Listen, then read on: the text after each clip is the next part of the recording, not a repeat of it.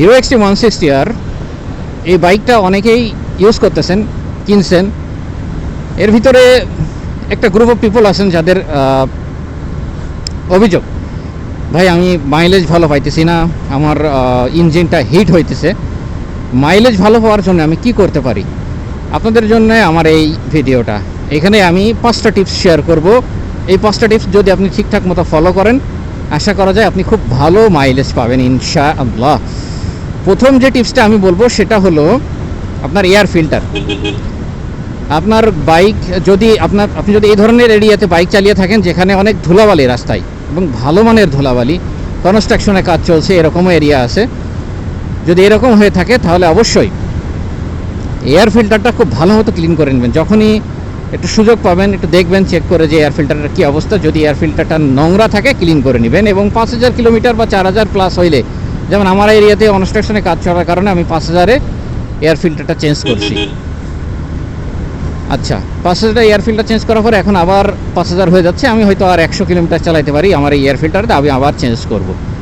এর আগে আমি একটু পরিষ্কার করে এভাবে চালাইছি। এয়ার ফিল্টারটা ভালো মতো চেঞ্জ করলে আপনি মাইলেজ ভালো পাবেন, 1 নম্বর। 2 নম্বর হচ্ছে আপনার চেইনে লুপ করে রাখা উচিত। আমি খুব খেয়াল করে দেখছি যখন আমার চেইন লুপ করা থাকে না তখন এক ধরনের বাইক এক ধরনের পারফরমেন্স থাকে।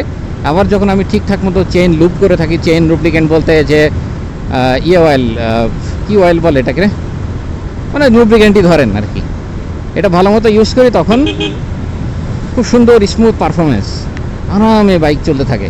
সো এটাও কিন্তু একটা গুরুত্বপূর্ণ কাজ। অনেকের চেন জং ধৈরা মনে করেন যে পানির ট্যাঙ্কি যে জং ধরে থাকে না পানির ট্যাঙ্কির ভিতরে, এই জং দিয়া মনে হয় যেন চেন পরিষ্কার করছে এরকম, বা কালার করছে এরকম অবস্থা থাকে অনেকের চেনে।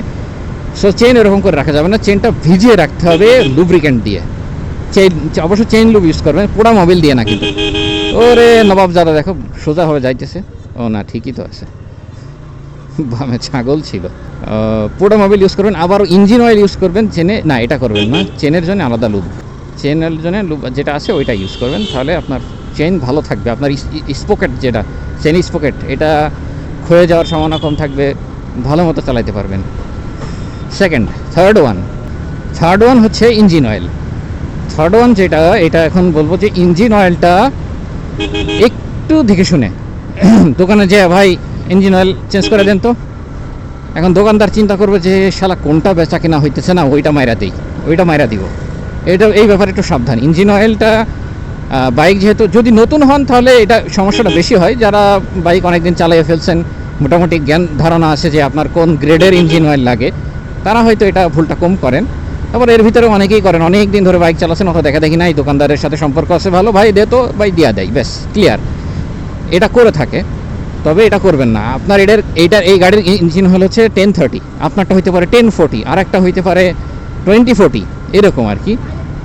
1030 জায়গায় 1040 দিবেন না। 1040 দিলেও গাড়ি চলবে, কিন্তু 1040টা একটু ঘন, 1030টা অতটা ঘন না।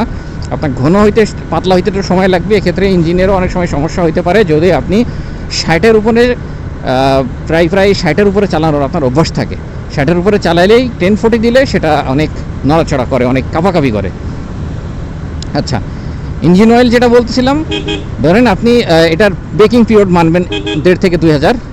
সো 1.5 থেকে 2000 কিলোমিটার পর্যন্ত এখানে আপনি সেমি ইউজ করতে পারেন। ফার্স্ট টাইম মিনারেল ইউজ করাই ভালো। শেলের যে কম টাকার মিনারেল আছে এটা ভালো, 1030 এটা ইউজ করতে পারেন 300-400 কিলোমিটার, তারপরে আবার 300 কিলোমিটার করে ফেলে দিলেন, এইভাবে 1000 পর্যন্ত গেলেন, 1000-এর পরে সেমিতে হাত দিলেন। 1000 থেকে আমি বলবো 2000 পর্যন্ত এইভাবে মিনারেল দিয়েই চালানো। 2000-এর পরে আপনি একটু সেমিতে শিফট করলেন, সেমিতে শিফট করার পরে মোটামুটি এরকম 4000 পর্যন্ত সেমি চালাইলেন। সেমি চালানোর পরে অবশ্যই 5000 কিলোমিটার বা হইলে ফুল সিনথেটিকে শিফট করা আছে। ফুল সিনথেটিক শিফট করার পরে এখানে আরেকটা বিষয় বলি, যেগুলো 1030-এর কিছু ইঞ্জিন অয়েল আছে, যেমন মোটুলের 1030 আছে, বিভিন্ন ইঞ্জিন অয়েল আছে। এর ভিতরে আমি সবগুলাই মোটামুটি ব্যবহার করে দেখছি, আমার কাছে SPX1 যেটা এই যে ভিডিওতে দিয়ে দিলাম, এইটা বেটার লাগছে অনেক। এটার আরেকটা কারণ, এটা 1.2 লিটার বা 1 লিটার 200 ml এক্সট্রাভাবেই সেল করে এবং প্রাইসটাও মোটামুটি ভালোই আর কি। এইটা ইঞ্জিনের সাথে খুব ভালো শ্যুট করে এই গাড়িতে, আপনি চাইলে এটা নিতে পারেন। আবার যদি আপনি মেন ইয়েতে যান, শোরুমে গেলে আপনাকে 1790 বা 1800 টাকা, যেটা ইঞ্জিন অয়েল আছে, ভালো দাম ওইটা নিতে পারে, তো আপনি চাইলে এটা ইউজ করতে পারেন। সো আপনি যখন ফুল সিনথেটিকে শিফট করবেন তখন দেখবেন যে মোটামুটি আপনার বাইকটা হিট হওয়া ইস্যু এবং মাইলেজ ইস্যুটাও অনেকটা কমে আসছে এবং মোটামুটি ভালো চলছেন। এবং ওই যে কোম্পানি রিকমেন্ডেড করে 1 লিটার প্লাস আরও 100 বা 150 ml, আপনি 150 ml না, আপনি একটা পুরা ঢেলা দিবেন। আমি প্রথম এরকম করছি, করে একটু ঝামেলা হয়েছে, কারণ ঠিকঠাক মতো না দেওয়ার কারণে আমার মনে হচ্ছে ইঞ্জিন অয়েলের ভিতরে শর্ট আছে, গাড়িও চলতে অনেক কষ্ট হয়েছে। তো আমি তখন থেকে ওই 1.2 লিটার যে 200 ml, যেটা 1 লিটার প্লাস 200 ml পুরোটা ঢেলে দিই, আলহামদুলিল্লাহ মোটামুটি ভালোই যায় দেখি। এটা একটা গেল।